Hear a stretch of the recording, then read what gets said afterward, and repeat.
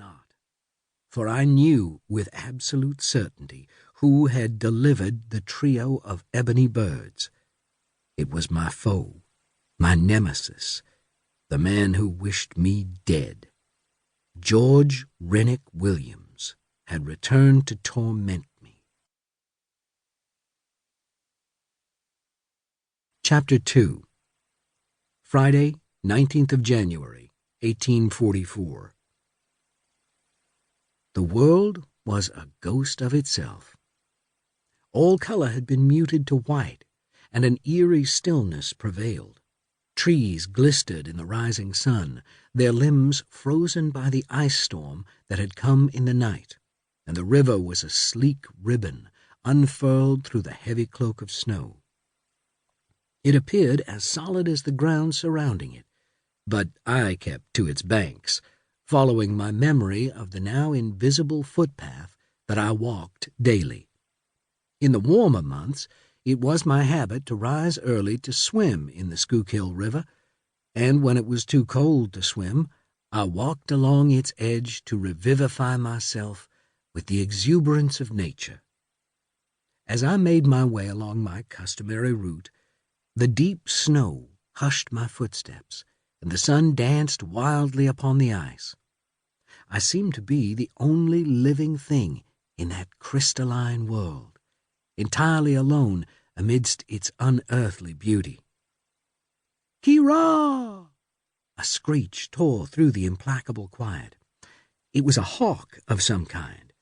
I scanned the heavens above me, but there was nothing to be seen until a piece of sky hurtled down, skimmed over me, and landed on the frozen branch of an oak tree. "Hurrah!" A deceitful blue jay called out with the voice of a hawk as it skittered pugnaciously back and forth along the branch. "Hurrah!" A call in response, or perhaps in challenge, as a red-shouldered hawk soared across the frozen river and, talons extended, approached the large oak where the blue jay waited. It appeared to have badly miscalculated its attack, for it crashed through the oak's uppermost branches high above the lively jay. But the hawk had keener eyes than mine. It set a large bird into flight, a bird I had not noticed, so perfectly had it merged with the tree. The great horned owl left its refuge and glided up into the early morning sky, its wings rippling through the air in slow undulating movements. The hawk followed, its own wings beating vigorously, and in moments it was upon the owl, talons piercing flesh, dislodging feathers. The owl wheeled mid-air and retaliated, slashing at the hawk's reddish belly. Then the two raptors locked talons and began to plummet earthwards, necks craning, beaks thrusting.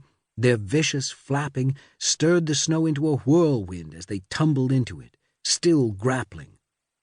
The pristine whiteness was soon spattered with red, and the air reverberated with the birds' shrieks. I hastily packed a snowball, hoping to startle the enemies into a temporary truce, but before I could meddle in the forces of nature, the fighting birds rose up from the snow and thrashed their way into the sky together like some ancient demon from hell, then broke apart, one flying north and one south. "Hurrah!"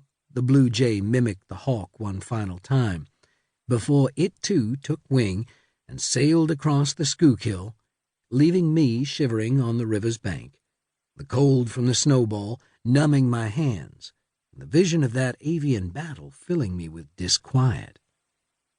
Later, as I approached our brick house on North 7th Street, the first person I encountered was my mother-in-law, who was busily scraping ice from the footpath. She was a study in perpetual motion, ceaselessly working at household tasks and refusing all offers of assistance or entreaties to rest herself, with the words, "Industry pleases God," or "Diligence is its own reward." Muddy, as my wife and I called her, did not enjoy